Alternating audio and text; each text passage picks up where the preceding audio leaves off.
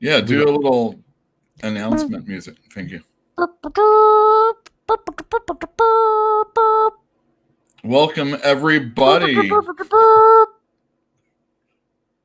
Uh-oh. I hear you. What do you mean you hear me? Oh, hey. Well, actually, I'm hearing myself, actually. Happens every time. It's not a big deal. Not every time. I've been good about it. I have forgotten lately, though. Oh, maybe it's me that's doing it, actually. It was me. Don't worry. No, it was me, too. Boy, bunch of dummies here. I enjoy being stupid. I think it's fun and rewarding, and that's why we should get all that stuff out of the way first and then say welcome to the show. That's cool too.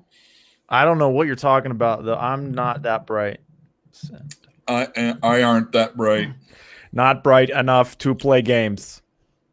I was watching YouTube just up until, well, I was doing some work for the show. I was watching YouTube also. So what were you watching? I have gotten absolutely hooked on MMA and God damn it, Joe Rogan. I love Joe Rogan, and I used to watch his JRE clips for not the MMA stuff, like none of that. Right, I always skip that. I didn't care, you know. I don't care about men fighting. I cared about like when he would have interesting people on, and he has a lot of interesting people on, some of whom I think are ding dongs, but he doesn't shy away from any of them. He has a lot of comedians too. He does, and some of them, oh my God, some of them make me cry. They're so funny. But I recently started watching some of the MMA stuff too, and like some of those guys are really interesting as well. So now I'm hooked. I can't stop. You're hooked. I watch for hours. I like when Joe Rogan starts talking about mushrooms and pot and stuff like that. Dude, he's had Michael Pollan on. He's had Paul Stamets. He's had McKinnon. He's had all those guys on. And like every one of them has something pretty interesting to say about psychedelics. Yeah, amen. DMT, sure, weed, mushrooms, LSD, whatever. It's awesome. It's awesome. I like that man very much. Which one are we talking about? Joe Rogan? Yeah. Okay. he usually has men on. He has ladies on as well. He does. Usually fighters or comedians. Some of the comedians are very good. Yeah. There's a woman that he had on that I watched. I watched her stand up, and she's hilarious. Like she was really, really funny, but like I haven't watched the clips of her being on. His podcast is very long. Yeah. So like the clips are really all I'm willing to tolerate. Long format conversation. That's what, like back in the 90s, that's what I listened to Howard Stern for. You know, everybody knows the clips of all the crazy stuff that he says, but that's just like one little sound bite. And then there's an entire conversation that goes with it. Usually it's sexual in nature, at least back then. But you know, you gotta really get, speaking of a good conversation, since they're here in the chat right now. Who? Boogie Bentley. Hey, Boogie. He just had on his S&B network an interview with a guy named Clint Stoker. I hear that guy is a relative of Bram Stoker. No kidding. No, not really, but we're gonna propagate that. Okay, so you're gonna start the show by telling lies. We're happy to see all of y'all. There's my lie. I did actually say it, so I mean, is it really a lie? And yeah, this Dan Aykroyd stuff. The only thing I know about him and aliens is when I'm watching a Red Letter Media and they make fun of him, and then they have like, you know, his whiskey or something like that. Yeah. Clint is awesome. Mormons. I don't care anything bad about Mormons. I don't care if people believe in aliens. I think that one's legitimately possible. It's the flat Earth and the, you know, people who deny science. I have a problem with that. The State of the Union, I forgot about that. That's got to be over by now, right? That guy can't, I don't know, ramble on like Clinton. Yeah, he could. Yeah, they all. Well, only if he's like ad-libbing in between. I mean, he's a great, well, it's orator. Like he's no, I wouldn't say orator. Well, I don't know. I mean, if you're talking about getting your message out there and saying it to the people that are going to respond to it, yeah, he is great. It's like everybody calls him an idiot, and then they talk about He's how not an idiot. They talk about these machinations that he's involved in, making him sound smart. I'm all, what is he, an idiot or is he smart? I don't think he's right. an idiot, man. But at the same time, like, I don't want to spend any time talking about him or thinking about him. Right. I don't think he's a morally good person. Probably not. Well, I mean, he's in for himself, I think, is really what it is. It's the American way. That's America. And, that's the thing.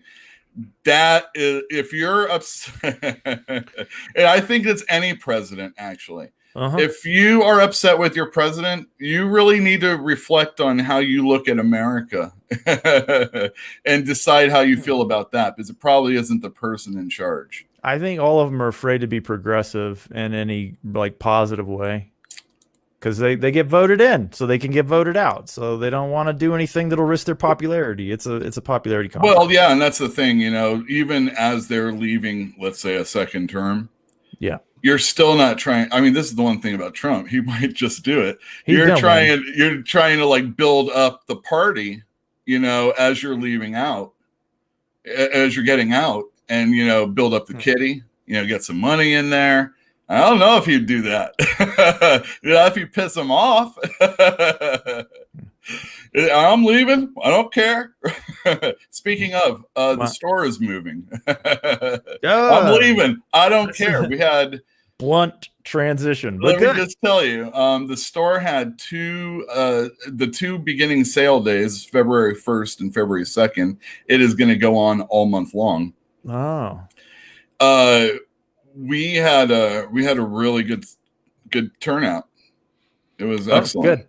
We had, on the first day, we had what will be for most of the month a 20% off sale on most graphic novels. But on Saturday, which was Super Bowl day, we had a 49% off on those graphic novels. Yeah, did you lose? Yeah, you did. The 49ers did lose, but Fantastic Comics won. Did they? 51% win? 51%. Yeah, you know what? Take that, half price books. Yeah. We're 49% books. Or something. I don't know. That's so stupid. Assholes. I hate them. I hate them. I do. I do. You know what? They opened up after a comic book store was there. Okay. And you know what? Even my best friends that worked at the comic book section, I hate you too. No, you actively. Nah, I'm just joking. It was all very good, and it actually worked out pretty okay. You're just mad because you got fired. No, I just get mad because sometimes you see really good comic books go in there. Yeah. And then Jeff would come in and tell me about it. And I'm like, God damn, I'm right next door. What the hell? It makes no sense. They are, I mean, whatever. You know how they do their business, and I know they bought it for nothing. Yeah. I would have bought it for more than $1 more than nothing. And how many people have you told that to? 2, 3? You know what? I've contemplated maybe just, on those slow days at the store, maybe just go hang out at the corner, and anytime somebody's going in with boxes, don't go in there. Don't go in there. We buy comics. Yeah. Yeah. Hey, go poach. Hey, you selling comics? Go poach that shit. But poach it.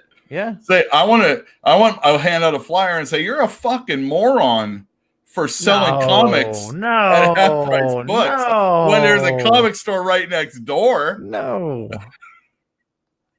Yeah, start with an insult and then sweet talk them right after that. Doesn't work. No bullshit. I've seen it. Homeless people do it all the time, and they're the ones that come out with good money. Okay. Also, so's the guy that like sweet talks the girls, and they sit and talk to them all the time. Okay. I don't know what that even means. Those kind of guys. Those kind of homeless. Such an ugly bitch. Oh, do you want to sleep with me? I think that's negging, is what that's called. I don't know what you're talking about, but all right. You should poach that stuff. Poach it. Yeah, I mean, have your brother out there on the corner, like smoke a cigarette and be like, "No, you don't want to." No, don't go there. They buy. I can tell you. These guys, they're moving. They're moving, so they're not going to be around long, but they buy comics for more. Yeah, that's right. We do. Yeah.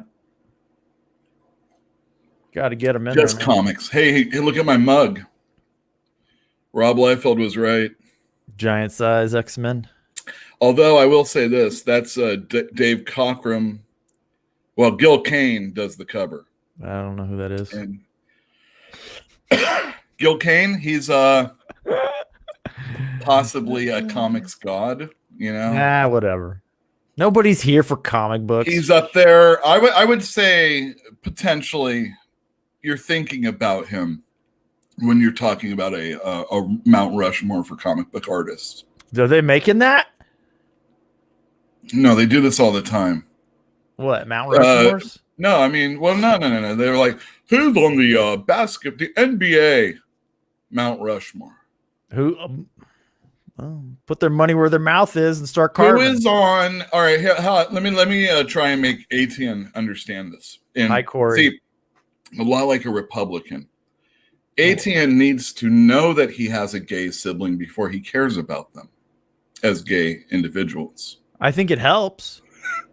Doesn't it? So, what sci-fi? We're going to just go science fiction. That's my purview. Let's go. What science fiction Mount Rushmore do you make?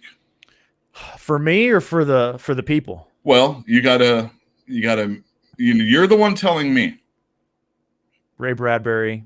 Ray Bradbury. Yep, he's up there. All right. Isaac Asimov's probably up there. Just for sheer popularity.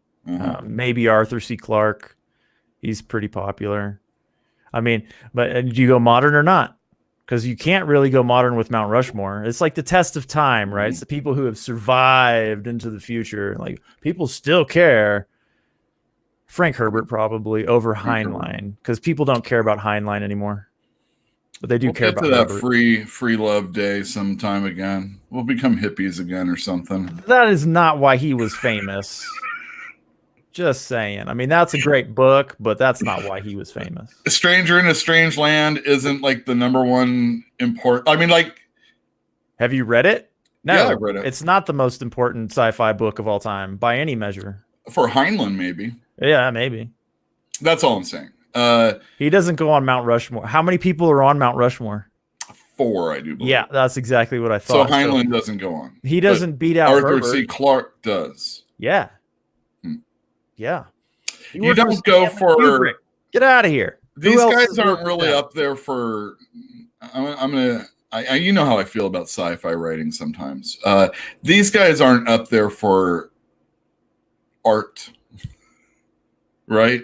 They're there for their sheer contribution to what they've done for the okay. Arthur C. Clarke's art is in that movie. You're circling the drain here. I think you should tell me what you mean. They just don't. I mean, maybe Ray Bradbury, I can say, is not a doodler, a fun writer, somebody who puts a little bit more care or craft into the words that are on the page. But Isaac Asimov, he's very, I'm going to tell you this information, you're going to read it.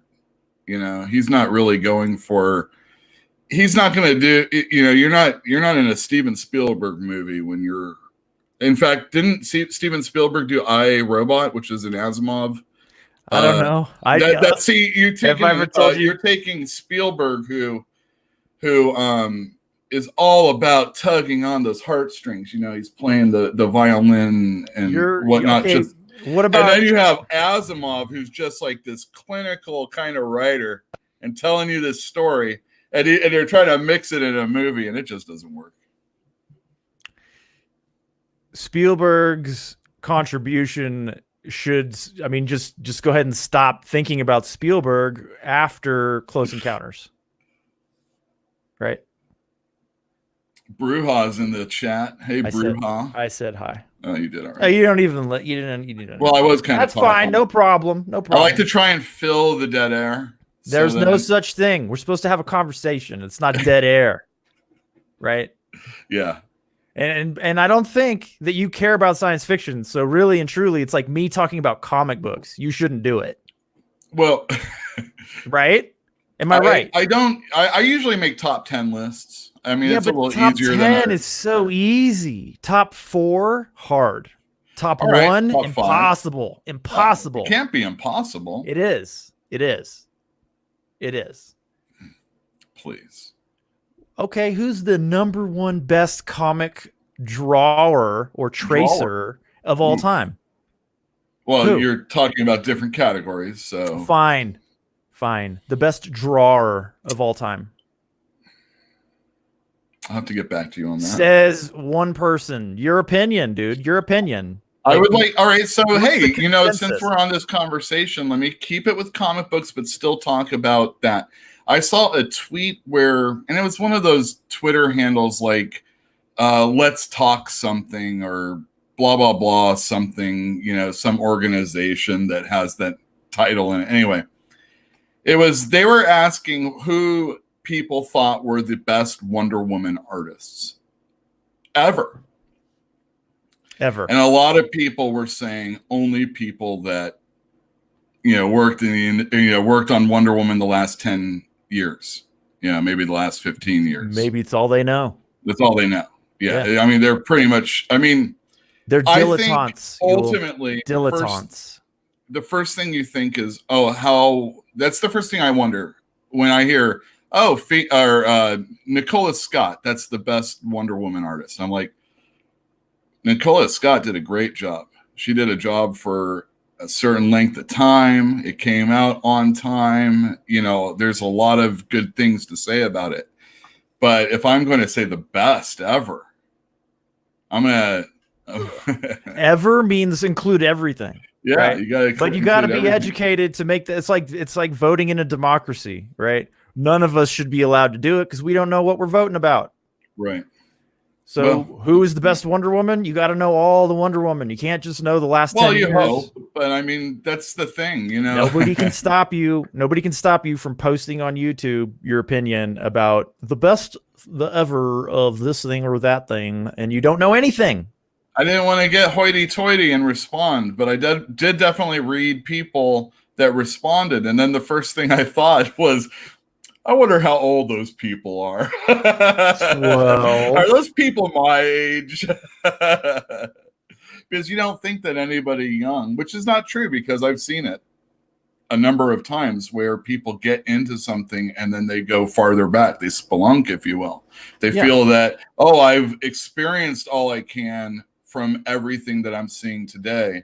I got to see something that happened beforehand. Maybe see something that actually influence the comic or the music or back the catalog art or the novel, the sci-fi, the fantasy, whatever. You know, maybe I should go back and take a look at what actually happened beforehand. Comics have a real nice advantage. All visual media that has like IPs and etc. has this really nice advantage over books, though, because like the writers, you actually have to kind of have to read real widely. Like even in comic books, like you have to read the people, and then how do you know who influenced, you know, the greatest comic writers of all time? How do you know? Without them telling you overtly, like, oh, this guy I read him and I was like blown away, right? How do you know? You don't. Well, they usually put things, comic writers, a lot of times they'll put, things in their, the stuff, or maybe it's the artist that puts things that just, it's kind of like a reference, maybe something of the day. Jill and I were talking about this when we were doing The Expanse recently. Because that James S.A. Corey book, there are a couple of references to other books in there. Like there's a reference to Dune and Cervantes' Don Quixote, and like it just feels like garbage when they do it. It feels bad because one, they do the reference and then they explain the reference, and it's like, I got it. I didn't need the explanation, right? But neither one of them are. I'm sorry. That person, James S.A. Corey, is two people. It's not one person. And neither one of them are of the quality of Cervantes or of the quality of Herbert. And some people think Herbert's garbage too, but he isn't, nevertheless. It's like trying to link yourself to this person when you're not. It feels bad. It feels Feels gross. Feels like ingratiation does, you know? You follow me? Yeah, I do. You're not I following. was thinking how it seemed like in the 80s for sure, and I'm sure television, if there is even television these days, eventually, like if they have they'll eventually have the Christmas episode where they do a Christmas Tale or whatever, the Dickens one. The three ghosts come to visit. I remember specifically like Family Ties when like Michael Keaton's character gets visited by the three, Crowleys and whatnot. Yeah, exactly. Yeah. And it's just funny that like all these shows would do this. All these shows would have like a very special episode, and it was basically the same story just being rewritten. And a lot of times you'll see things like even in action shows, you'll see the what is it? The Most Dangerous Game? Is that what it's called? That short story about hunting men, hunting people. Yeah, yeah, exactly. Yeah. And you'll see like, oh, it's MacGyver. Oh, they're doing the same goddamn thing. Yeah. I don't know. Something that you were saying just kind of made me think about how we see that stuff, all the time. But again, if you don't, there is a MacGyver where they're doing the big giant ants, and he has to. Yeah. That's based off a short story. I can't remember what. Do you know how many of the stories that we've seen as movies and read as books are just retellings of Shakespeare? Right, exactly. So many. And Stan Lee would often compare his stuff to like Shakespeare. Not since Shakespeare have you seen this, And obviously he's a salesman. And I mean, I always say that comics and wrestling maybe a liar too. Might be. Oh yeah. That's what I was gonna say. Comics and wrestling are just like going to the carnival. They're carny. You're selling something. The cover's different than the stuff on the inside. They're selling something that isn't really there. They're it's 25 pages of story that's going to make you want to read the next one. You're not getting a whole story, Mm-hmm. And these days especially, you got to get 6 of them to get the whole story. Oh, you mean the graphic novel? Yeah, well, or wait till it gets collected, which is the binge culture that we're in these days. We haven't bitched about that for a while, or I haven't. I love them. Personally, you like trade paperbacks. I love them. Well, you like things that sit on shelves also. I do like shelves, and I do like things that have spines, but when I want to read a story, I want to read the whole story. I don't want to drag it out. I don't love short stories, and that's not whatever. You know what I'm talking about. I want to go at my own pace. So if I want to read the whole thing in one go, I want to read the whole thing in one go. It's not like binge watching a TV show. If you're reading something, you're going to get it. You're going to keep it. It's going to stay with you a lot longer than a... You really think so? Yes. You don't think... Do you know how hard you have to work when you're reading? Your brain is completely on fire. You're working. Your mind is using energy. It's cognition. When you're watching TV, you're going into alpha sleep mode, essentially. I can watch, let's say, a cooking show. And, why would you do anything other than binge those, right? Well, I mean, you're not going to learn much. Exactly.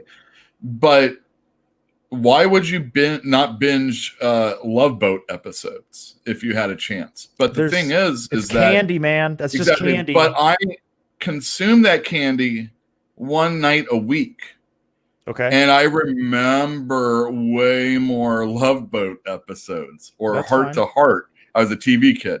I remember different Strokes episodes. It's not just the very special ones that you remember. You remember the in-between ones. Yeah, that's. I mean, we're not in disagreement here. But when I remember the comic books more also as individual stories when they came out monthly, not bi-weekly. Or when it wasn't one whole story within a 6. I mean, how much of one volume is important if it's all one part of a story?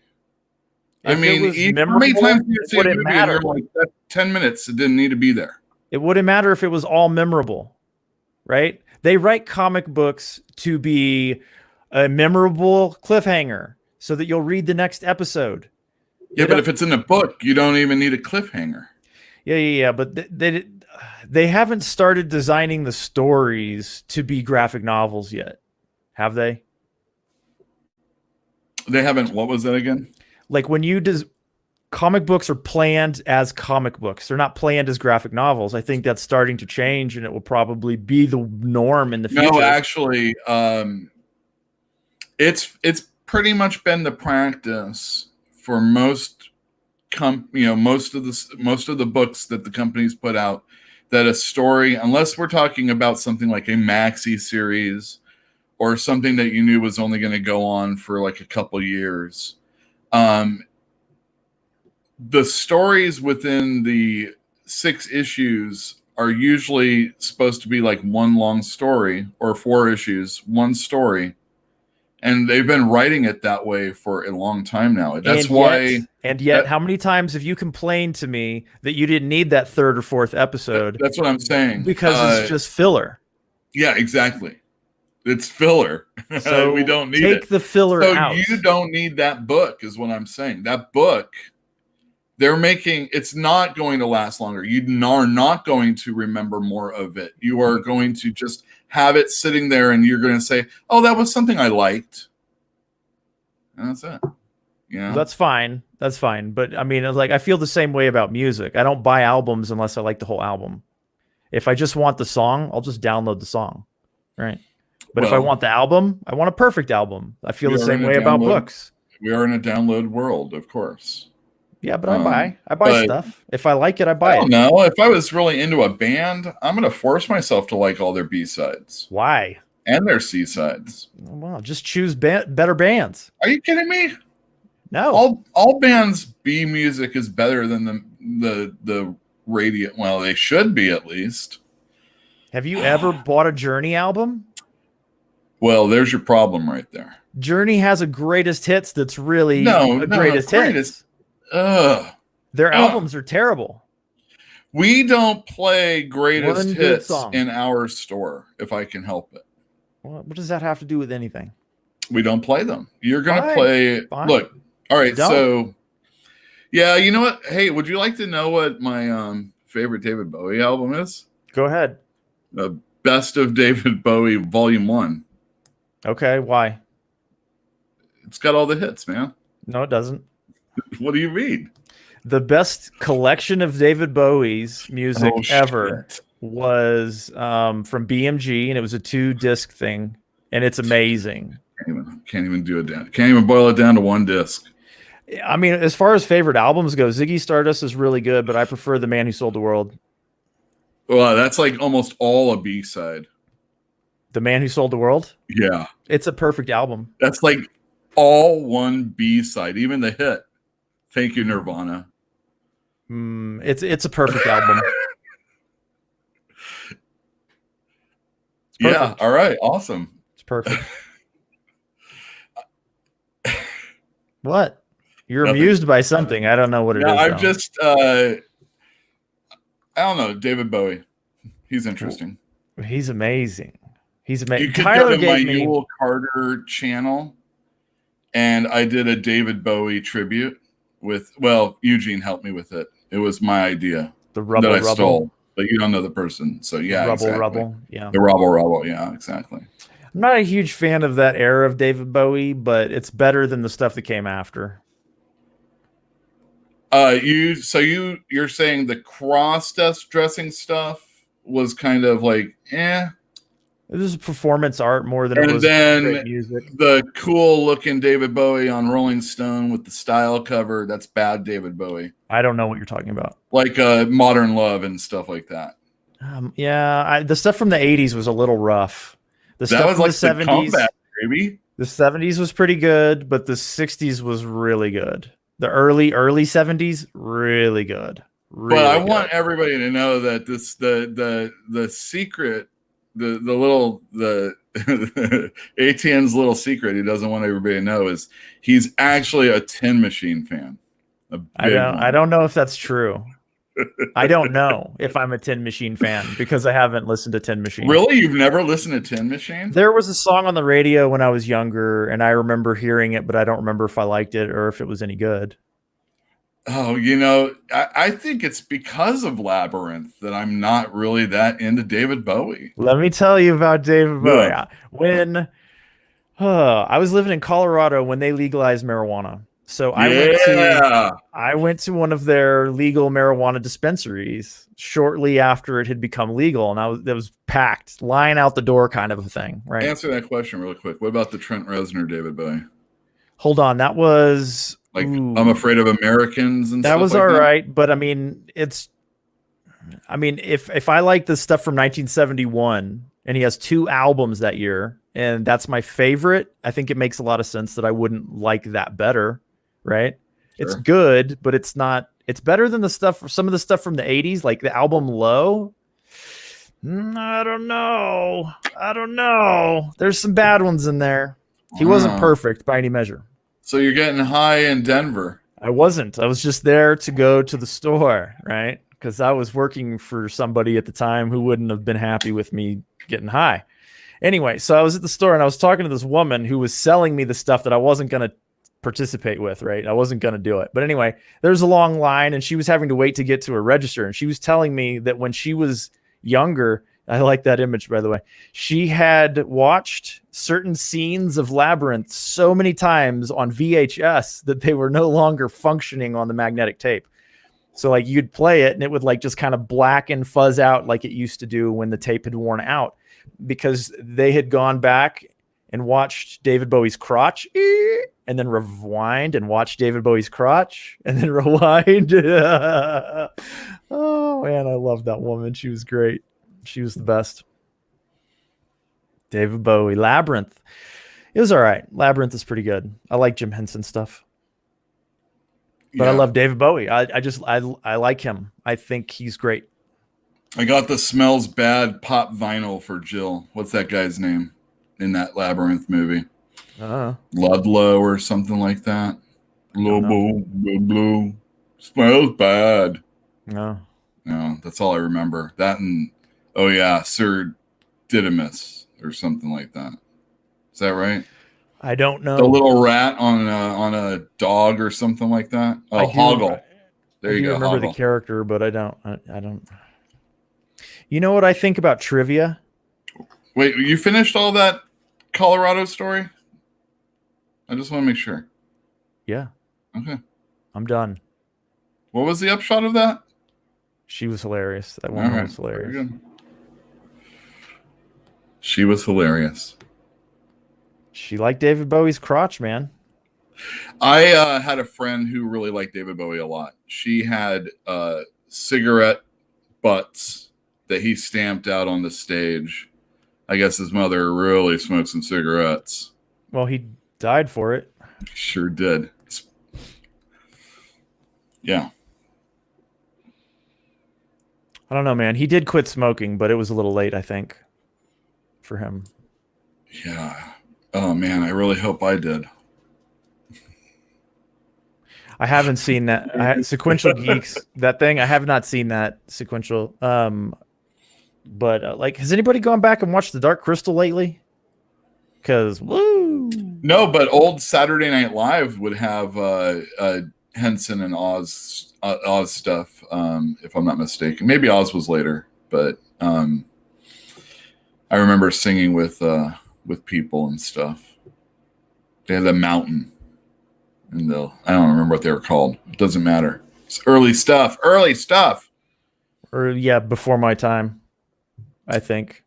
SNL was before your time. Well, I mean, yeah. I didn't watch SNL growing up. I didn't give a shit. So they're not funny. So what is your Mount Rushmore of SNL? That is definitely something where you find out how old a person is. If they're they're probably just in their 40s if they like Chris Farley. And stuff like that. Yeah, exactly. Not funny. If you're a Chris Farley person, you're probably nearing 40 or not just funny. Past 40. And if you're like me, so 50, and you're like Chevy Chase, Chevy Chase was funny. But They were on a lot of cocaine though. Yeah, man. And cocaine is funny. That's a funny drug. Is it? I don't think Coke has ever done anything for me other than just make me kind of queasy. Well, maybe you weren't doing cocaine. Maybe they gave you some laxative or something. So what are you giving me, ATN? Did I give you cocaine? I don't remember that. Well, I don't remember. Something else that Coke does. I don't remember. I can't remember. Oh, damn. I was giving Coke away. Seems like a dumb idea. It seems like a real dumb idea. Oh, damn it. What a waste. Oh, what a waste. I was saying that, but you're like, no, man, this is good. I guess. I don't know. Man, you got to really put that straw up there too, man. It's not my favorite drug by any measure.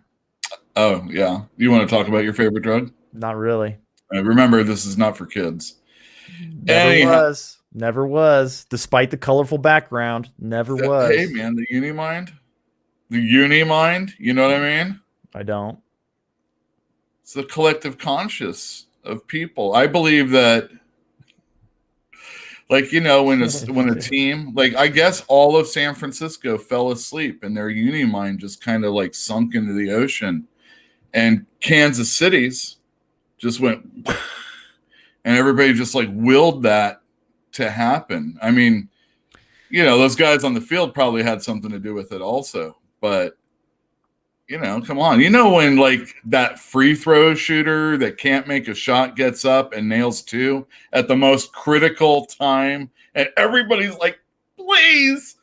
or there's a what's Sequential Geek got it. What did we do? What? Don't worry. Just tell your story. Okay. No, that's it. It's just, everybody like has to get together. And when we're divided, you get some crazy stuff, That's it. The Unimind. The Unimind. Yeah. In DC, it's like, it was that whole Doom versus Justice thing that was going on. And Virginia? Marvel. In Virginia? That's where we're going to be at. Yeah. We're going to Virginia? No, I'm not going to Virginia. Oh. It's MLK in Virginia. Oh. That's right. I'm bringing it back to the store. Good. So anybody that didn't know, Fantastic Comics is going to be moving. Closing its doors forever. We're closing its doors. Yeah, we're having the closing sale, and everybody's like, finally, someone new finds out about it, and they're like, you're closing? And Jeff Hunt, he was like, no, they're just moving. But I love saying closing because it gets people in. I've noticed that I wrote this really long, letter. And I thought, I made it fun, a little sad, a little melancholy. Not Steven Spielberg bad. You're not going to cry or anything like that. Heartstring tugging. Although I was told that it made someone cry. Oh, really? But yeah. Somebody that knows you well enough to know that you're lying. Right? So, no, I don't agree with that at all. No, it's someone that just, they like the place. They like the whole comic scene in that area, Enough to spend money? Moving away from there. Yeah. Okay. Get hooked up. Don't worry about that. Don't worry, man. We're just going down the street. It's like, it's like changing pants. It's just like changing pants. It's not a big deal. Yeah, but in that area, and the thing is that Shattuck is finding there's like an exodus of stores. Good. That place is horrible. It is. It really is. And constant construction. I mean, the homeless people, like, nothing to do. It's a boring place. Like, the only reason to go there is to eat or to hit the half-price books in the comic book store. That's it. There's nothing up there. It's funny, Sequential Geek.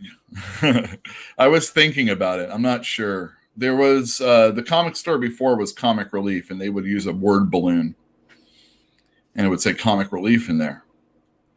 And I had mentioned it, and my brother was like, "No, we need to make a strong delineation from the other store." And I was pretty down with that. It's not that I'm like really trying to be, because anybody that knows me, this is as big a thing as I do as far as going out there, and potentially, millions could watch this. But the reality is just going to be about 50 or 60 people unless there's something special. It's just us here. It's just us. Yeah. Just you know, us. a lot of my customers, little people that I meet on Twitter, coming Little on over people. saying hi. You know, but you know, it's been a good time. But I don't know. I don't know where I was. Oh, as far as rebranding, I just don't. I don't know. I'm so lazy. What are we going to rebrand? We are now legitimately a neighborhood comic book store. And before we were a big comic store in a downtown metropolitan area, I guess. Yeah, Berkeley's small. It is. It's a small town, but it's big. A small town. It's small, big. It's a big, small town. It's a college town. It is, and there's always an influx of people. There's an influx of people that aren't going to be sticking around. Yeah, and then there's it's a big community also, and then the neighboring areas like Oakland, it swells. Oakland's pretty big. Yeah, exactly. So there's a lot of people around the area, and there's a lot of potential for it. But Shattuck Avenue being, just the way it is, it's not fun to go down there. I had a customer that said, "Oh, I guess I'll cancel my account." The only reason why I was coming down to Shattuck at all was for you and for Games of Berkeley. And Games of Berkeley moved like 3 years ago now or something. Yeah, that was they were smart. Well, boom. I should have done it a while ago, and I could have done it on the cheap, and it could be really easy. And maybe I'd already be where I'm going to be at. Maybe I'd be in a situation where I'm actually expanding again. Well, let's not worry about what could have been. That's true. Yeah, I'm not trying to say that. I'm just, these are the things that, you sit, you wait, you hope something's going to get a little bit better. It doesn't get better. And then you're like, I'm fed up with it. I'm fed up with it. As far as rebranding, we're the neighborhood comic book store. You can I would go to a little corner store and it would have a spinner rack, and there would be my comic books. They get so wrecked on those things. They do. I love it. I hate it. That's how amazing when you get comic books that are good condition and they were all coming from spinner racks. That's some neat stuff. Okay, yeah, so I agree. I'm going to stick with this numbering until, who knows? Maybe there'll be an anniversary. You can't say no. You know what? I can. I'm going to do the CB Cebulski way. No more new numbering. Like George Bush, read my lips. No more new numbering. Why don't we just bounce back and forth whenever it suits our fancy? Yeah. Because why not? Who cares? Who cares?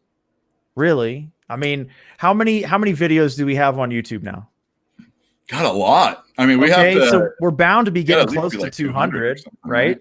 So when we get to 200, we should have a 200th episode. When we get to 250, we should have two. And when we're just rebranding, go back to number 1 the next episode. Why not? Marvel gets away with it. Why can't we? They also get away with making too many movies every year. But whatever. Thank you. All right, back. What did you say now? Well, I wasn't saying anything. Oh, you weren't saying anything. No, I didn't say anything. These things are really quick. So I have them backwards, number 1, because of the cord here. Because Yule's just that way. And then I just hit it, and then it went down. You mean mute? Yeah, well, not mute, but the dial. I just barely touched it. Put some tape over that. I'm going to. That's my next. That's for the next one. All right, so let's talk some comic books. Wait. Before that, I want to let everybody know. You go ahead. I'm just gonna sit back. No. I want you to tell me what you think about this crap. So check out ATN, our patrons. Oh, where? So down on I'm scrolling it. Hold on a second. Comments. Get that off.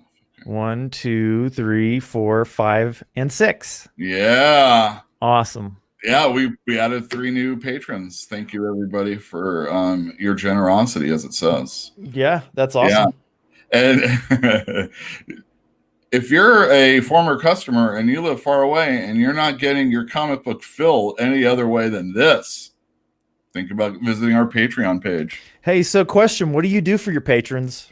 Not much, but I've been thinking about it. So, well, right now I know that the people that are on Patreon are there to support us. Like I said, Mike doesn't come in and get stuff all the time. Doesn't he shop at the competition? That mother. Son of a... I've guilted him into the Patreon then. He still gets most of his crap with us. Look, I understand. I even go to other comic book stores. You want to pal around. It's cool. Yours is the only store I go to. Yeah, that's nice of you. I don't buy comics. Great Lakes Fantastic Comics. That sounds pretty cool. Yeah, maybe. Yeah, something like that. Anyway, I don't think I get the context. What were we talking about? Oh yeah, Patreon. So I was thinking that maybe these people probably won't care about something like this, but we get alternative covers, and some of them go for good money on the open market. Wait, what goes for good money? Alternate covers, variant covers, like they're doing a Venom month, and one of them is hard to get. Okay. 1 in 25, 1 in 50. It's a $50 book. It's a $100 book. What we could do is we could raffle it off among the Patreon people. Yeah. No, that's but I know great. For a fact that 1, 2, 3, at least 4 of those people wouldn't give a F. Hey, so I have an alternative. But, I have these type of things available. Yeah, what? Use a point system so that the winner can reject the item and gain a point, right? It's how they do hunting licenses in Colorado and New Mexico. They work on a point system. So if you forego the license, you get a point. And once you have a certain number of preference points, then you can say, hey, I want that one. Boom. And you can just buy it outright for 10 preference points. Well, so it's funny you should jump the line. All right. So it's funny you should mention that. Eugene doesn't, every time I mention Patreon, my brother's all, dude, we moved up to this amount. I'm like, whoa, that's really great. I got to make sure I do something, like thank him on this show and everything. So that's why this is up here at least. And, I try and message them. I let them know that we were going to be moving first before anybody, just kind of stuff like that. I mean, hell, I know for a fact that most of them already knew beforehand anyway, but follow it up with a little bit of confirmation before I let it out on Facebook or Instagram or any of that other crap. Yeah, but you want to give them something of value in exchange, right? Without a doubt. But again, most of these people I know right now are just doing it as a thank you, or they love us and we love them, or we're far away, but, we're sending our love, that type of thing. I like that. I will take everybody's pity when it comes to that. But what Eugene doesn't like is that Patreon takes a cut of that. And we have a thing called Nerd Grocery that we're trying to put together. Okay. And on that, you would get points towards T-shirts that we make that we, it's using images we're not supposed to use, but we're altering them with the Fantastic Comics logo on it. Yeah. And, that kind of stuff. It, one-offs basically that we can have ordered that way. And, we have a ton of interesting things in the back of the store that I'm just not going to let go away. But, if this would, those kinds of things interest people, who knows? But, and another thing is people that are willing to give money aren't necessarily looking for more shit in their, in their house. Yeah. Sure. We're just hanging around for the person that does, and they like that idea. Because the thing is that I was trying to film a commercial so that we could air it, and what I wanted to say was that the comic book, a lot of things are talked about on social media, internet, and all this stuff about people that work in the industry and customers and consumers, all this stuff, and how they interact with each other and all this other stuff. But what I have to remind a customer is this.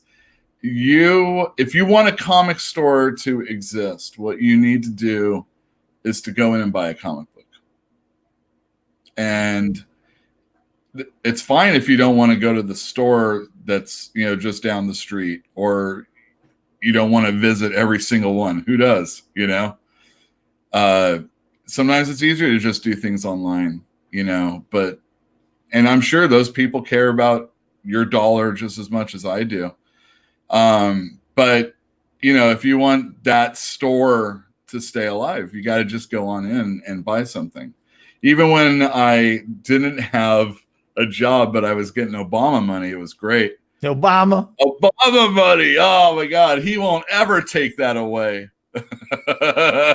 I'm not going to ever need to get another job again.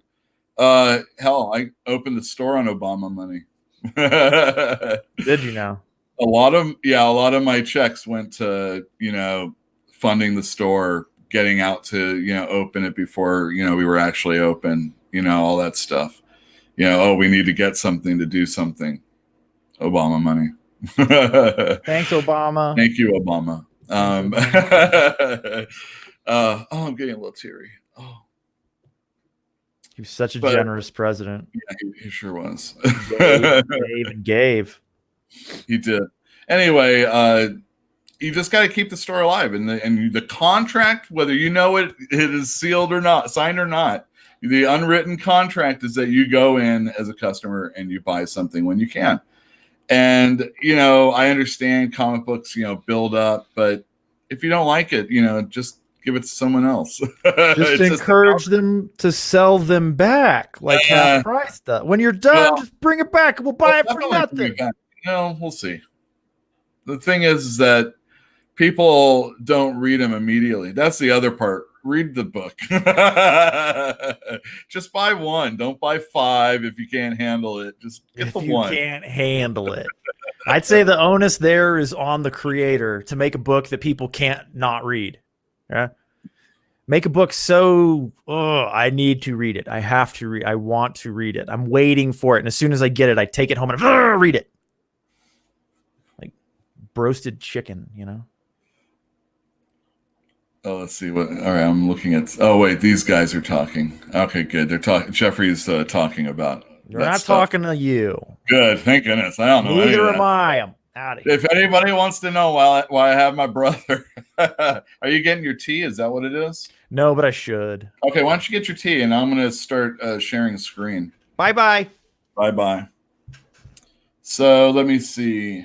We go to our banners, and we will go down to the comic book nook. The comic book nook. I'm going to share screen. Sorry if this freaks anybody out. You don't need to hear anything. Jill didn't want me to do it this way, but I did it anyway. All right, everybody.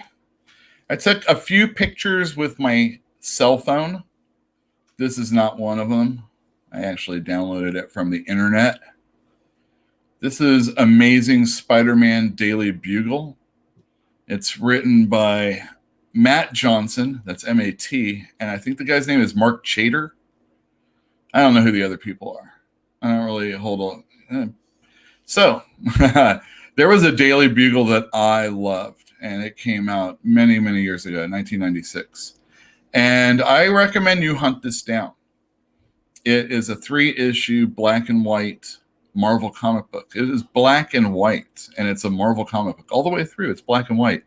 And that doesn't happen very often. Usually if that were to happen, you'd see it in a magazine or something like that.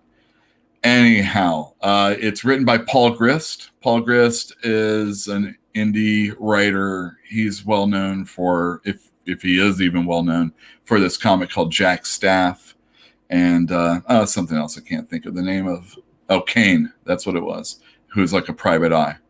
Anyway, it's drawn by Carl Kerschel. This is pretty much Carl Kerschel's style now, but he's a lot more polished and maybe less Mignola inspired. But Daily Bugle's very good. If you want to not get it in issue form, you can get it in trade paperback form. And it has that story plus another Daily Bugle story. I can't remember the writer, but the artist is Guy Davis. Guy Davis is well known for Sandman Mystery Theater, Vertigo books, indie type stuff within companies. And he's really good. Matt Johnson wrote Incognegro. Oh man, I read only about 40 pages of this. It's very,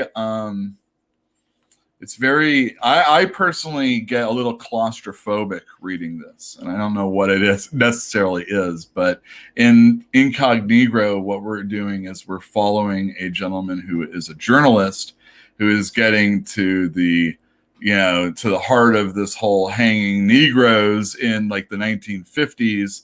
And the whole deal with him is that he is, and he's actually African-American, but he passes for white. In the book, they'll call him High Yella, and they use all sorts of language that might be a little a little discomforting for people, and maybe that's part of the reason. But personally, it's not the language it's much for me, as it is the situation that this guy is getting himself into. But wow, it is very, very powerful. And if you are into that type of story, check it out. Also, a Burger book from Dark Horse. They did a Incognegro Renaissance. It was a follow-up to it. And here he's like hanging out with socialites, I think. Anyway, here's a real bad picture of the Daily Bugle. And we're getting all these little snapshots of people at the paper talking about Robbie Robertson, who's now the big guy in charge at the Bugle, and how he's coming in and how everybody's kind of like afraid of everything. He's like, oh, it's the big guy? He's down here? What's he doing down here? And, he's calling a meeting. And I want to use this picture as an illustration of the art in the book. Let me go back. So we have Robbie Robertson. He looks like an older African-American man. He fits the character Robbie plays pretty well. I don't know what is going on with Peter Parker here. Personally, I think he looks like a combination between John Cena and William H. Macy. I was going to say John Elway. Look at William H. Macy's hair, and look at his hair, and then look at the lines in his face, and look at those guys. To me, that's what. Anyway, but not very well done. That Peter Parker's horrible. That Ben Urich actually works for me. It looks like a good version of him. And all these reporters are getting together as Robbie is telling them that he wants to lean into the investigative journalism again, rather than, trying to play for clicks and all that other stuff, because the Bugle is going out of business if they can't make this work. And Ben Urich, who's like the senior investigator on the paper, a reporter, he is supposed to take Robbie's niece with him and kind of show her the ropes. And what is going on in this book are like 3 different stories that are ultimately meeting up. There's an investigation within the school, and a whole bunch of people are missing. And then Spider-Man's dealing with, Peter Parker was supposed to be dealing with some stuff. And then Robbie's niece goes on a hunt for some spider webs that have been hanging out. It's all right. It's interesting. There's an explosion. Somehow he lives through that. And I don't know. It's an okay book. I like the story a lot more than the art. What did you think of it, looking at it? Talking to me? Yeah, you look at this art? It's not on my Mount Rushmore. Yeah, it definitely isn't. Definitely is not. It tells an okay story, though. Well, there's really good moments, and I do like the writing a lot. I'm appreciative of the fact that this guy who did Incognegro, a book that makes me very uncomfortable reading it, will actually lend his talent and sophistication, hopefully, for this story. So I'm in for the entire 5 issues, and I recommend it. The art aside, I recommend it. All right. Let me just do this. Sorry, William guys. H. Macy, huh? Yeah, William H. Macy. That guy. Oh, wait. That's a different thing. Are we talking about pressing? Oh, we'll do that. Oh, you know what? Let's do that. Hold on. Let's talk about pressing. That's fun. All right. Let me get that up. I think it's fun. And if you're in the audience and you don't think it's fun, boop. Well, it should be fun for you. And let me tell you why. Because if you are a person that has some comic books that need pressing, I might be the guy for the job. Have press will travel? No, Have press will not travel. You come to me. Come to me. Okay. Suckers. So, Ghost Rider. I have some close-up pictures of Ghost Rider that I took, and then I can show you what it looks like now as opposed to that. You mean before and after? Before and after. That was a lot of words to say before and after. Well, I'm sorry. Well, you're going to have to remember what it looks like in the before. So that's the only thing. Oh, because there is no before. Let's see. What? Nothing. Go on. No, I don't know how to do the screen. So I know. I understand. Okay. I understand. All right. Very good. So here we go. I'm sharing, and I'm going in. I'm going in.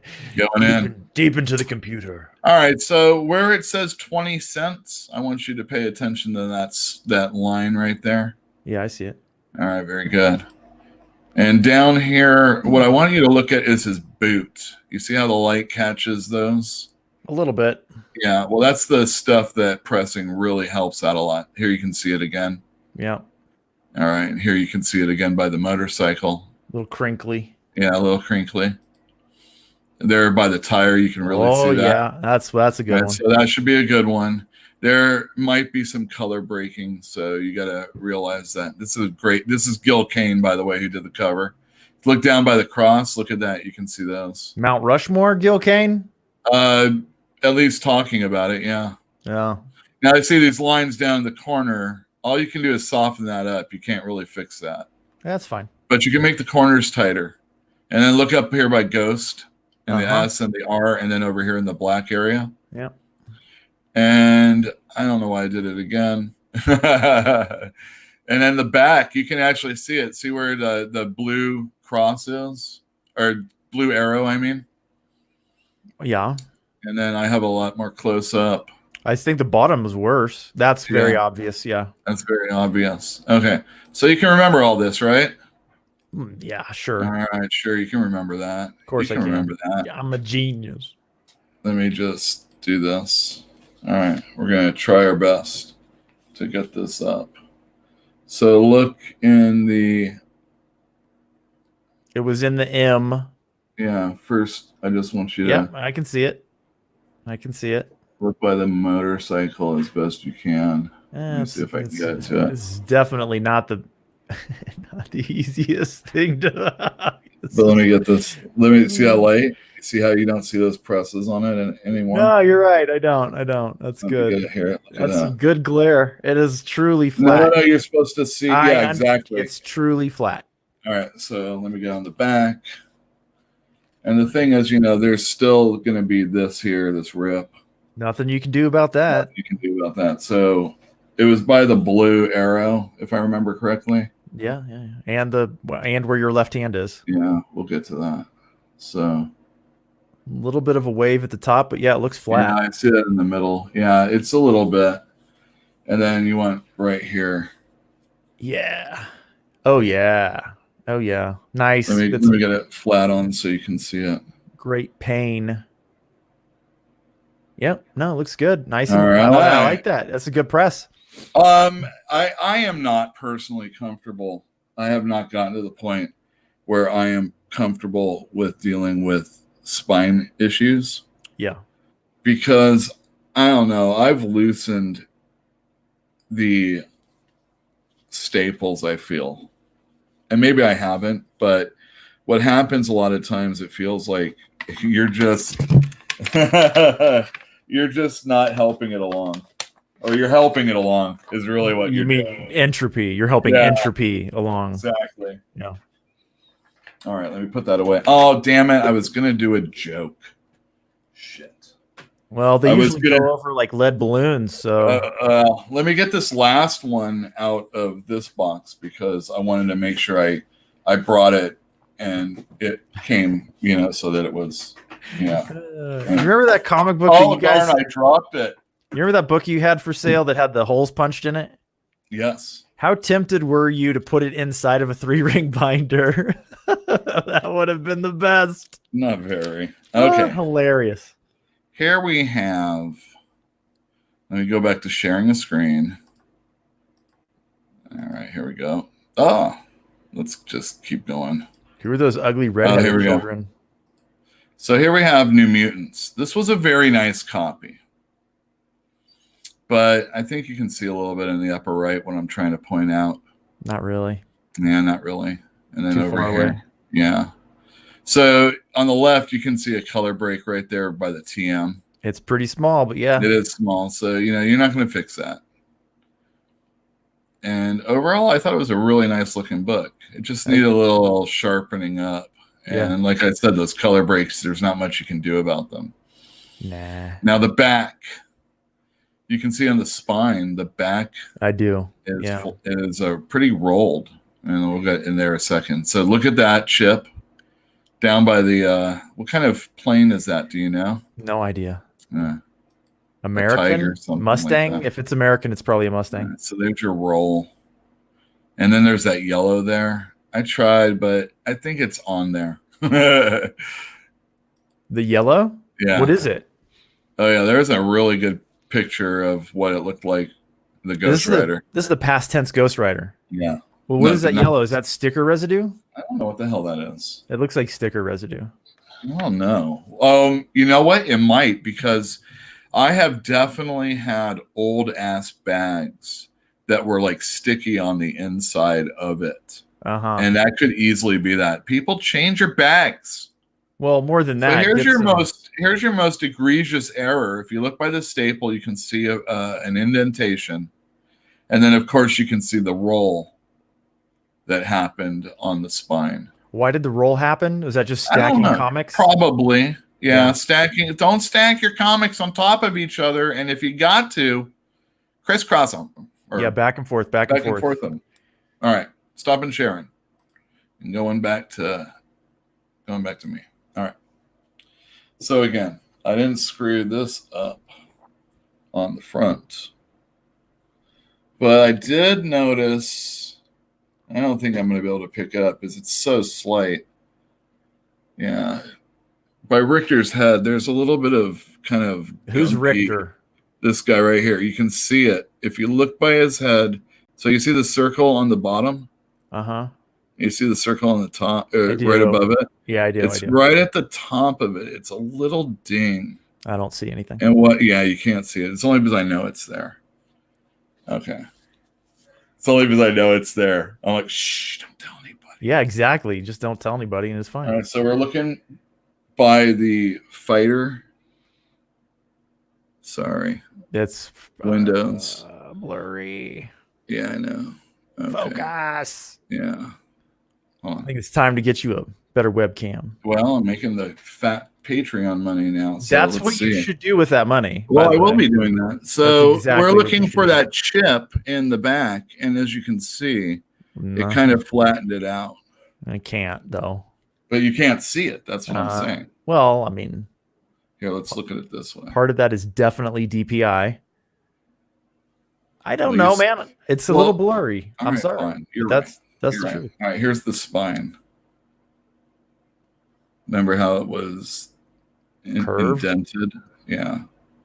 Can't see I see the glare. The glare looks nice. Is the curve completely gone at the top?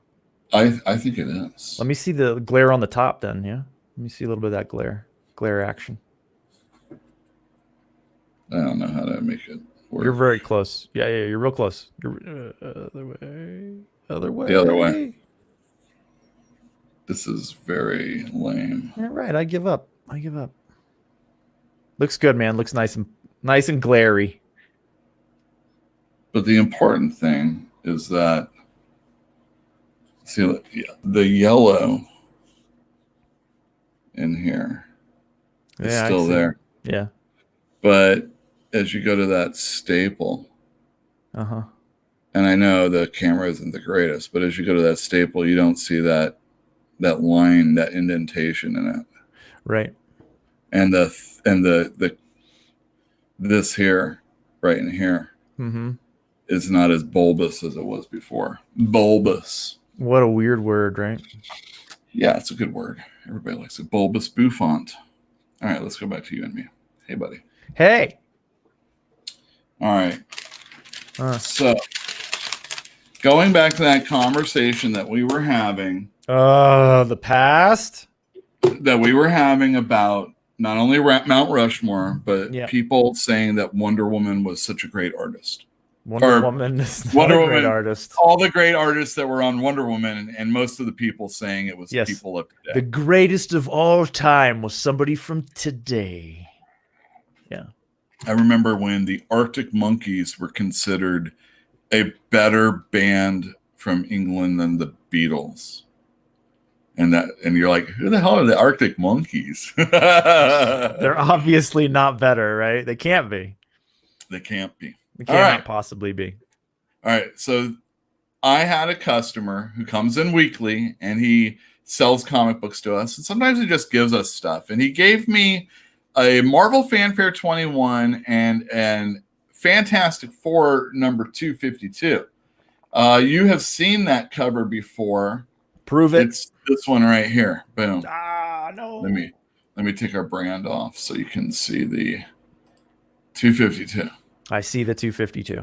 It's a sideways comic. It's written and drawn by John Byrne. John Byrne is potentially the single greatest Fantastic Four creator. It's hard to say that because of Jack Kirby having worked so much. They're co-creators to it, then, I take it? Well, Jack Kirby worked with Stan Lee. And, of course, a lot of credit goes to Stan Lee, probably a lot more than is necessary. But Jack Kirby created like so many characters. Of course, when you're the head guy creating all the characters, I'm sure there's somebody underneath you that's bitching about it. He gets to create all the characters. Everything gets past his desk first. I need the Glengarry leads. Anyway, this Who wrote kid, it? Come on. that guy that likes to say the F word a lot. All right, fine. I can't think of his name right now. That's fine. No problem. Sorry, I shouldn't go so literary. You're just referencing shit you can't fucking quote. That's no problem. You're so easy. You're so easy to mess with. I don't like to Google either. And it's beside the point. Because this kid came in and brought this. I'm like, dude. Damn kids. He buys Fantastic Four every time it comes out. It's the Dan Slott stuff. I've reviewed the Dan Slott stuff on here, and I don't like it. There have been a few stories that have been okay, but overall, that stuff has been trash. Not Mount Rushmore. But again, I'm not insulting him. He just likes the new stuff and doesn't want to give the old stuff a try. So what I did was I took pictures of one of the comic books. Let me get this out of here. Not that one, though. Not that one. Okay. Marvel Fanfare 21, everybody. Oh, and let me go back to. Did you take the staples out of that one? No, I didn't. This was a reader copy, and just to let everybody know, this is on sale tomorrow for $1. Well, if it's open like that, it doesn't matter. You're just here to read it. I'm not going to spoil the ending for you, okay? So this is written and drawn by Jim Starlin. Oh, thank you. Marvel Fanfare originally started off, and it was going to be like talented people working on the books that you knew. And then eventually it started becoming people you didn't really know. But looking back on it, there were some really fantastic people, like Tony Salmons. Got to start somewhere. Yeah, and Marvel Fanfare, what it really was, this is the real problem of it. There was something that was written, and they were going to use it. See, Marvel, back in the day, when they had a delay, they would reprint something. Or if they didn't reprint something, you, as a person trying to break into the industry, might possibly have a story that gets published from them. And these are like back catalogs that they have that they could just put out at any time. And Marvel Fanfare was kind of that way. So like if Roy Thomas wrote something for a particular point in time, it would be there, and then they would just get some guy to illustrate it long after the fact. And then a Marvel Fanfare comes along, and then you get this book right here. Or you get this book right here. I mean, that looks cool. A tiny little book. Hey, do you want to change the banner? Yeah, I did actually. Sorry. Don't apologize. I wanted to make it Mother's Basement. Yeah. This is definitely Mother's Basement. All right, going back to sharing. Nerd out. Nerd out. Okay, very good. So Marvel Fanfare. And I really liked Marvel Fanfare. Al Milgrom, this is how I really got to know the creators. They would have like these illustrated funny gags that kind of let you know a little bit about the industry. Usually they were poking fun at Jim Shooter. Jim Shooter is the guy who was in charge at Marvel. Some think it was one of the best times of Marvel ever had.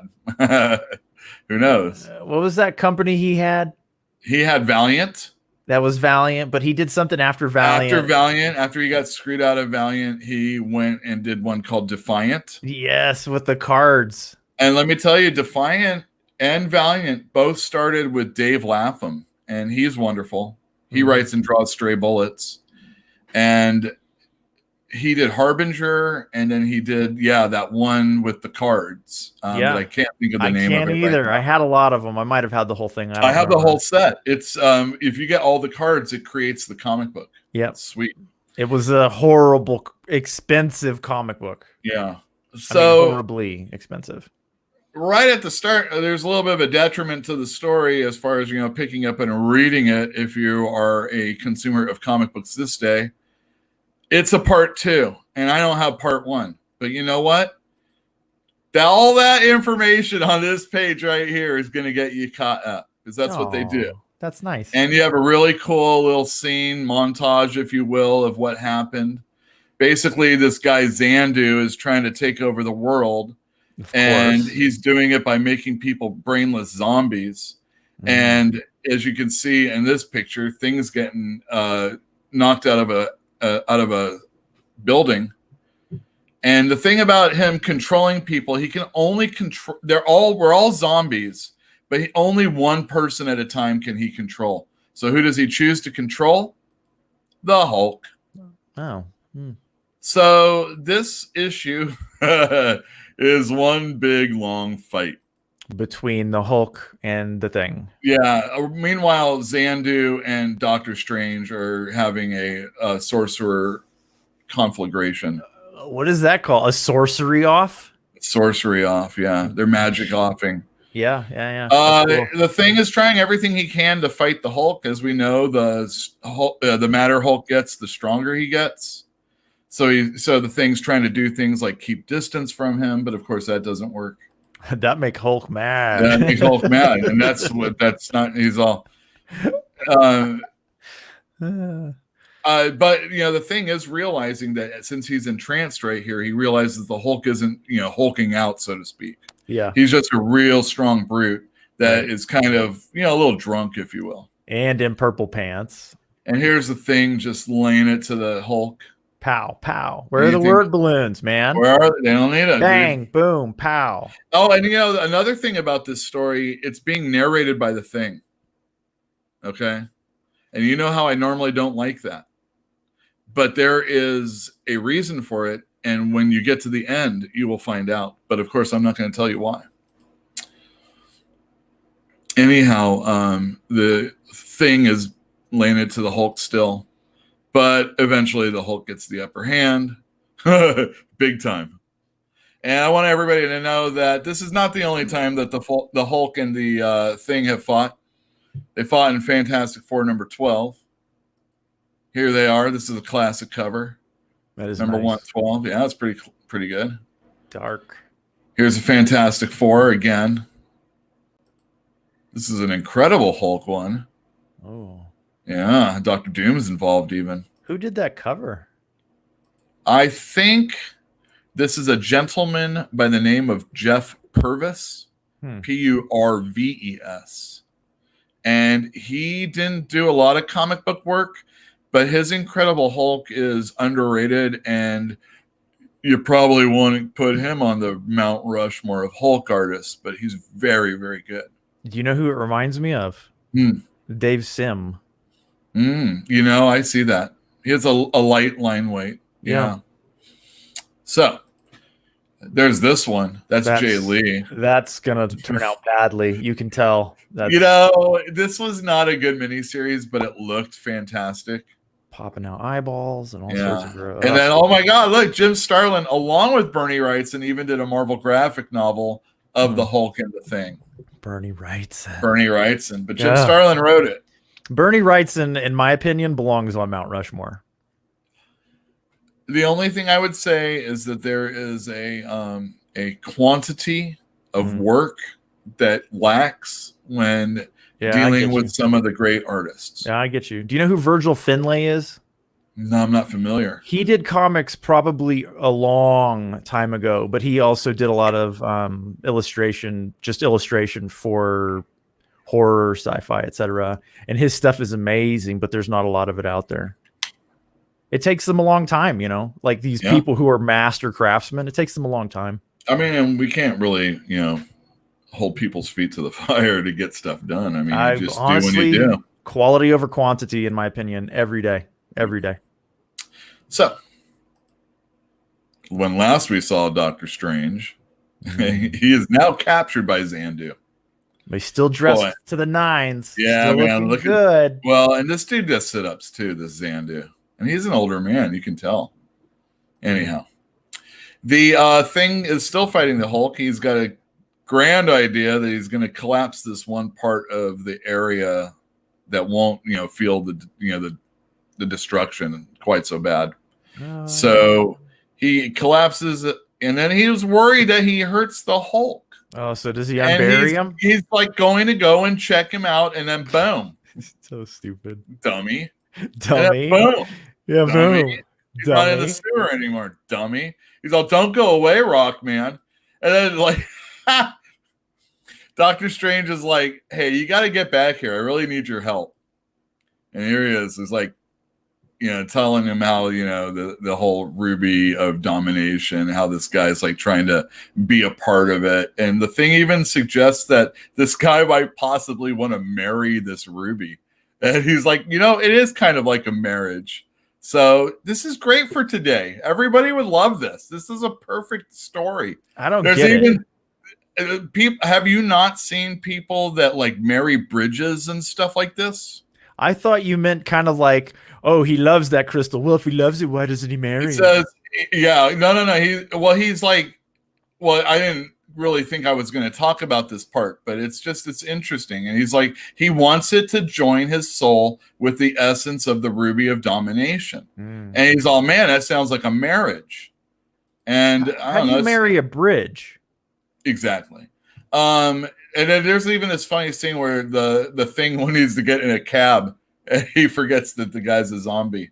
So, and then the Hulk's chasing him down. And like I said, it's just a really big fight. Hold on. Sorry. Hold on. And it's just a really big fight. And the thing, though, the thing of the fight is this.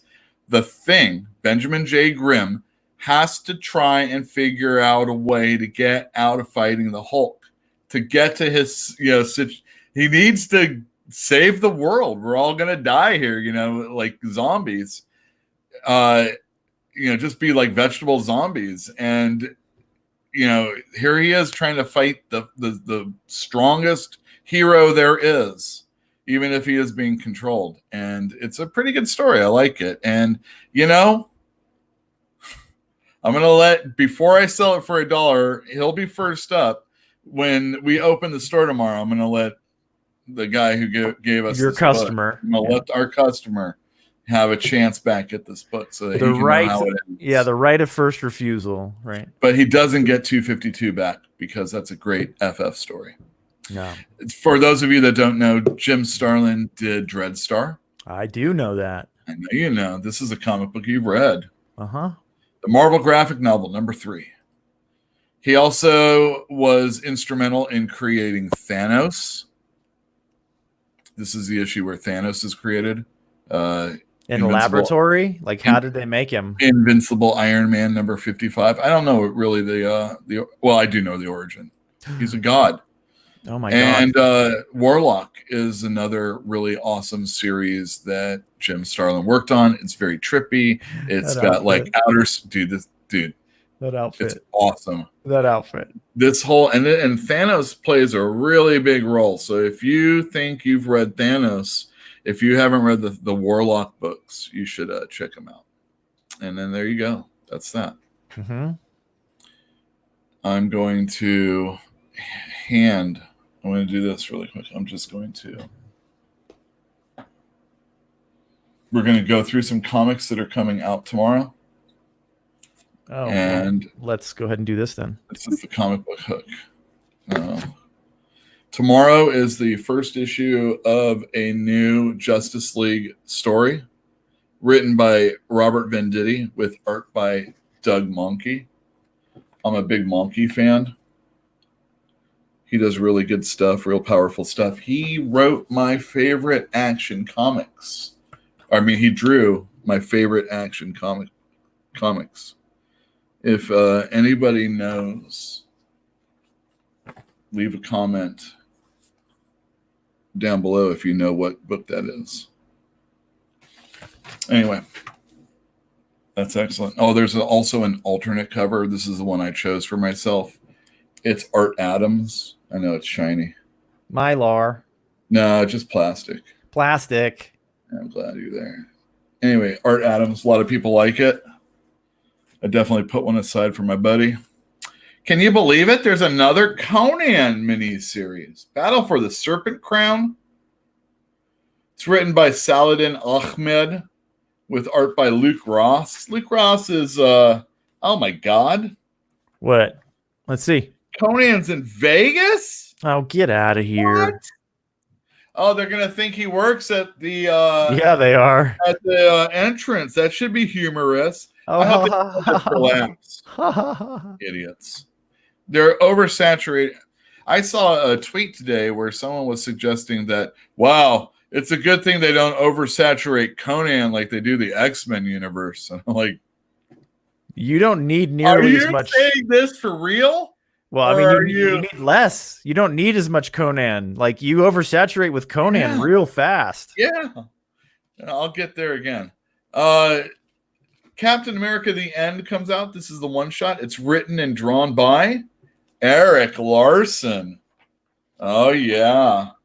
Eric Larson doing his best old man Jack Kirby. Old man classic Kirby. I didn't see a fin. That's because he's not doing Savage Dragon. He's doing his rendition of Captain America. Well, his rendition of the Hulk has a fin. His rendition, there's no reason to insult him that way.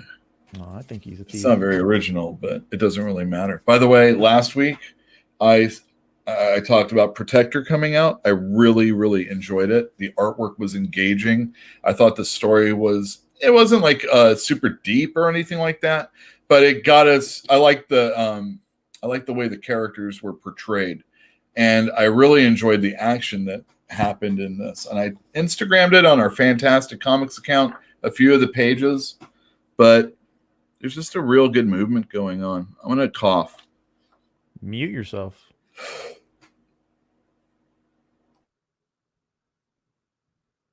Beautiful. Wasn't that beautiful? Oh, just amazing.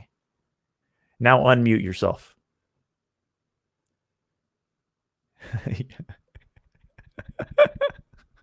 You didn't unmute. You got to unmute. Shut up. Boomer. Oh, no. Technology hard. Not at all. That one was easy. All right, everybody. We're wrapping up. Next up, we have X-Men versus Fantastic Four miniseries. It's written by Chip Zdarsky. It's got art by Zdarsky. Zdarsky. I love saying his name. Oh, Terry and Rachel Dodson are doing the artwork. Ooh, look at that. I'm just joking. They do a good job together. And there's Emma Frost, and they do a good job on Emma Frost. I assume that's Emma Frost. Tomorrow, Gideon Falls comes out. Is that ongoing? Yeah, it is. This is number 21, dude. Wow. Look at that. I really have been enjoying it, and it's been making a lot of sense. It's so much better than Twin Peaks. Is it really? I'm joking. Is it as good as? It's really good, though. I like it a lot. Copra number 5 comes out. Guys, if you're not reading Copra, I don't know what I can do for you. If you don't read comics regularly, then this is probably something you should check out. If you used to read superhero comics, or you like action movies, or you just want to read something that's just different but same, Copra is very, very good. And Michelle Fife the third issue, there was a character that died, and it just was so moving. I was really impressed. Black Cat comes out tomorrow. I got this alternate cover because I don't usually get Black Cat, and I think it looks cool. It's got Gwen Stacy on it and Black Cat. But Christopher Anka is doing the artwork now for this book, or at least for this issue. And I thought that was pretty neat. And that's another reason why I was happy to get it. And it's the Black Cat, you know. I've been hearing good things about it, but overall, I've just got certain issues for, Spider-Man was in it, or it just had a cool cover, or I don't usually read about villains too often. Anyway, those are some books. There wasn't a whole lot that was coming out, but there are some things like one of those Black Label Harley books, and of course Batman comes out, and of course some other Batman book comes out, and the like. But there we are. The standard fare. The standard fare. That was, I think, for this comic show, we maybe talked about comics for like 25 minutes at the most. What's a comic book? What are they? Well, I mean, we talked about the store and things, our Mount Rushmores and everything like that. Yeah. I want people to start thinking about what Mount Rushmores, what you can. What my thing is that I like to be really specific in the category, and then, if I'm just going to do comic writers. Why don't we do presidents? That would be an interesting one. I think we've done that. Since there's a real Mount Rushmore, yeah, I think we might have. Yeah. We might have. Yeah. Maybe we should just discount those ones altogether and start over. And just Andrew choose Jackson from up there by a chance? He better not be. I don't think he would be. I don't think he'd make it. But if he was already up there, no one dares take people down, do they? Dude, those alternate Blood Realm giants already came out, and I might have one of each left on my spinner rack. Only $500. With $5. 500 cents. 500 I know. Cents. These alternate guys ripping us off with 80-page $5 books. I can't believe it. That's a lot of pages, though. That's a lot of money for alternate comics. It's a lot of pages. They're usually $1.50. How many pages are they usually? They're usually about 25, 30 pages, depending on the book. If it's gonna be like a 3-issue miniseries, they might be like a little bit longer. Just depends on the writer artist situation. Okay. Dude, those sold well. Blood Realm is a neat looking book, and I like it a lot. And it is very neat looking. Yeah, like I said, it reminds me of looking at old monster manuals or D&D TSR books. Sure. And I'm like, oh man, this is pretty sweet. Like if someone was drawing this when like we were adventuring, this would have been really cool. And it's so stark. It's just like a lot of black with like a little bit splash of white, and then the red of the characters usually. And it's just whatever I'm not sure how limited or how much they desired this look to look this way, but it worked well with newsprint.